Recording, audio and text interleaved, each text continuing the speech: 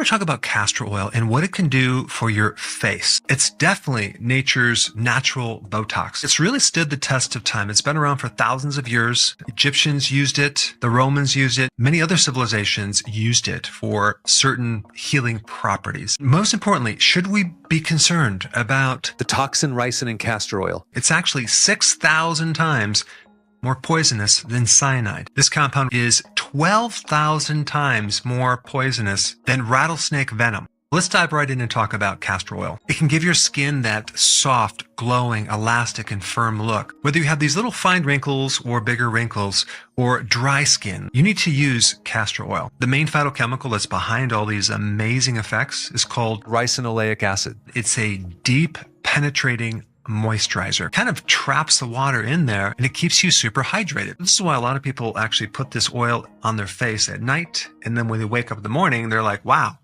my skin looks significantly different. You can also put this on your hair. And I'm going to show you how to apply it on the hair in a little bit, as well as on your scalp. If you have split ends or you have dried out hair, you can definitely see a huge change very quick. This plant-based chemical also has very powerful anti-inflammatory effects. Applying castor oil onto a face that's inflamed, it's a very effective remedy. Castor oil also has an antimicrobial effect too. You have to understand that there is an entire microbial life on the surface of all of your skin. Those microbes are there to protect you against all sorts of bad things. You have to realize that there's a lot of skin-related problems that are an overgrowth of either bacteria or yeast or even a fungus. Castor oil is the perfect antidote to that. There's also a bacterial component to acne. Castor oil also has a good amount of vitamin E. Vitamin E can give you protection against things like UV radiation and pollution. Some of the properties in castor oil you can put on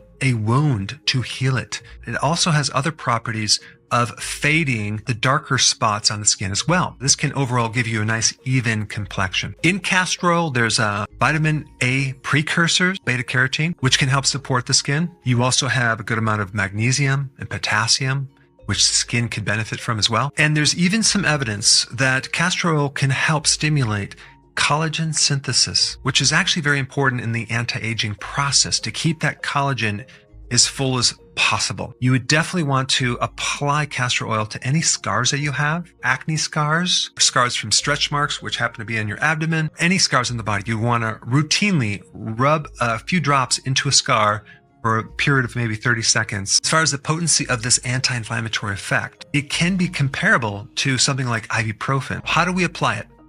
A lot of people cut it with other oils, coconut oil, olive oil, and there's hundreds of different types of oils you can also cut it with. Other people don't cut it. They use it as is because one of the challenges with this oil, it's thick and a little bit sticky. You simply take a couple drops, put it on your fingertips, and rub it into your face in areas that are dry, wrinkled, or reddened, or irritated. You just apply a little bit more of that into those areas. If we're talking about a couple drops, we're talking about like 3 cents a day it's going to cost you to create these effects. I recommend applying this before you go to bed. When you wake up, it has a chance to really penetrate and soak into the tissues. I would be careful putting it around your abdomen or pelvis area if you're pregnant and you're not ready to deliver, because it could induce labor. Another application is some women use it to take off makeup from their face. They might mix it in with other types of lotions as a makeup remover as well, because it gives you some additional benefits. If you're going to put it in your hair,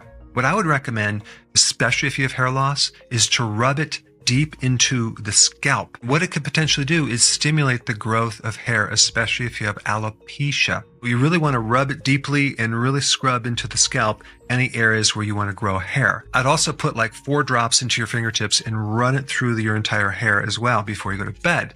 That way, when you wake up, you're going to notice that your hair is just so hydrated. As far as the type of castor oil I would recommend, I would definitely spend the extra money for something cold pressed, something without hexane. That's a solvent. You want organic, they use hexane and a lot of the seed oils to extract certain things as well. So if you're consuming soy oil, canola, cottonseed, corn oil, you're getting potentially some hexane. And a lot of people use the Jamaican black castor oil. It seems to have some amazing properties that are even better than the regular castor oil in other parts of the world. If you want to grow your eyelashes, Castor oil is a great remedy.